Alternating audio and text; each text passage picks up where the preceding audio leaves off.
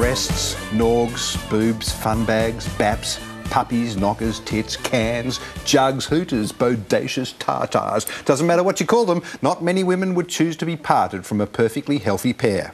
God, you had fun doing that research, didn't you? All right, but Sarah Darmody lived in fear of her breasts when she discovered that she carried a mutant breast cancer gene. Now, Sarah joins us now to explain the radical surgery that followed her rather frightening discovery and her determination to raise money for research. Good morning. Thanks for your time. Good morning. Thanks for having me. Let's start with the background. Yep. Let's talk first your Auntie Danny. Yeah, sure. My Auntie Danny was getting ready for her 40th birthday party when she discovered a lump in her breast. And as her mother, my grandma Gwen, had died from breast cancer, she had this moment of sort of real fear that it could be repeated.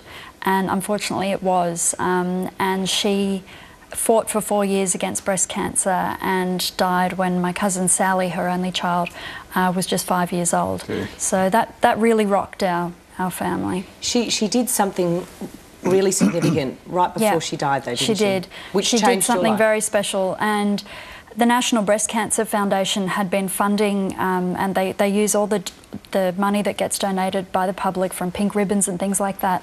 They allocate it to different research projects, and luckily a research project had discovered that my family was particularly at risk from this genetic mutation, and they thought we were, but they weren't certain. So they asked Danny if she would be part of this trial, and she was able to give blood just 24 hours before she died.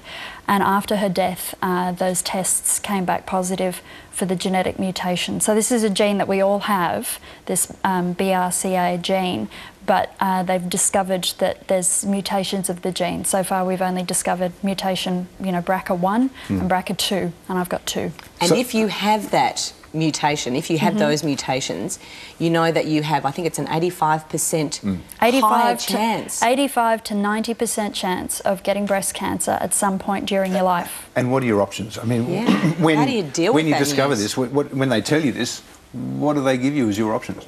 Well, they don't really tend to give you options. They're very cautious about making sure that women don't panic and to let you know that it's not a cancer diagnosis. It's a bit like, I kind of liken it to Minority Report. I don't know if anyone's seen that crazy Tom Cruise movie where you sort of discover, you figure out, it's almost like someone telling you how you're going to die, we don't know when, and maybe never, maybe you won't get it until you're 90, or maybe you'll get hit by a truck when you're 70 and you'll never have to worry, or you could get it tomorrow. So it's very difficult to weigh up those options. So is there only the one option? No, there's a couple. There's multiple. Options, yeah. Okay. You can carry on. You can carry on and do nothing. You can even choose not to find out the results of the test. So you can have the test and then say, you know what, I don't want to know. And I understand. Just so it's on record, is that for future generations? So that you can, contribute to the study. For me, that was never going to be, I wanted to know. I was also pretty sure that I didn't have it because, humans, we're all bulletproof, aren't we? It's never going to happen to us. It's always someone else. And it was also my father that had the gene, and I very much had what looked like mum's boobs. It turns out I've got dad's boobs. So you decided, you decided that you would have your breast removed. Yep. It can't be as easy as that, though. It can't be as easy as just going in, getting them removed, job's done. There are so many, and you write about this beautifully. There are so many decisions to make. There are lots of decisions, and part of the reason that that I wrote my story in Thanks for the Mammaries really started off as me as a writer trying to work through all these crazy thoughts and feelings and decisions, and the book that I was going to write, which was all about me, was going to be this really annoying pathography, if you like, this sort of tear-jerking melodrama about one woman losing her boobs. And I thought, stuff that. There's so many different stories, and there's so many ways to think about breasts, and so many women have had so many experiences with them. That's how the book came about. For me, my journey was, it sounds complicated, but it was quite straightforward. I just kept getting more and more advice until it led me to my decision. Your first reaction when you got that news on your birthday was it, that's it? they're gone. I'm going to have a double mastectomy. There was a fair amount of denial. I was in there with my boyfriend, and perfectly good breasts. Looking at them from the outside, I imagine. Yeah, and you sort of think you have this. It's funny because I'd always had quite small breasts, pretty much the same as these small plastic replicas that I have now, and I'd always wanted bigger breasts. I'd always wanted different breasts. Most women, it's like hair. We always want what we don't have. And the instant that I found out that they were dangerous and might kill me, I felt very protective. I was like, oh no, my breasts are perfect. Don't mess with them, please don't mess with them. But I think I knew. It's quite, you write about it beautifully. And it's very, this, as I said earlier, it's a celebration of the breast, really, all the writers in here. It's fascinating, the decisions that you had to make, and you mentioned your boyfriend, who you refer to as the boy. Yeah. And he had to be in on the kind of decision, really. You had to decide what to replace them with. Well, he jokingly said he wanted to write a book, a sort of like a version of Where Did I Come From?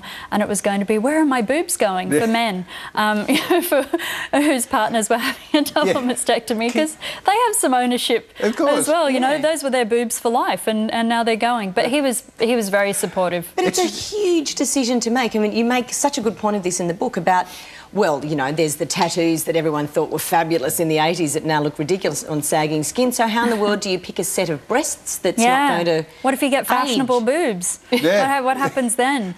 I think what ends up replacing... So 80s. What ends up replacing all that anxiety and drama is, the closer you get to the day where they are definitely coming off, is this feeling of just gratitude that you're able to make that decision, because as we know, not all women that develop breast cancer will die from their disease at all. I mean, 13,000 women this year in Australia will be diagnosed. And early detection is the key. We've got to make all... It's not a death sentence. It's not a death sentence at all.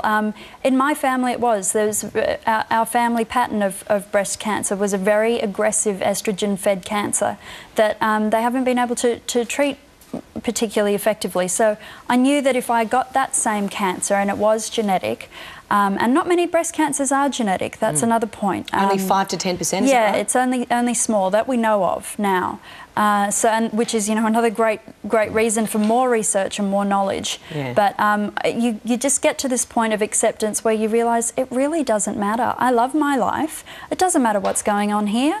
Every woman has something different going on here, and it's not who we are. And most men love our bits, but they know we're more than that. We're out of time, but I just have to ask you one more question. Having read the book, it's such a man question. Is no woman happy with their breasts? No, no woman in this book is happy with their breasts.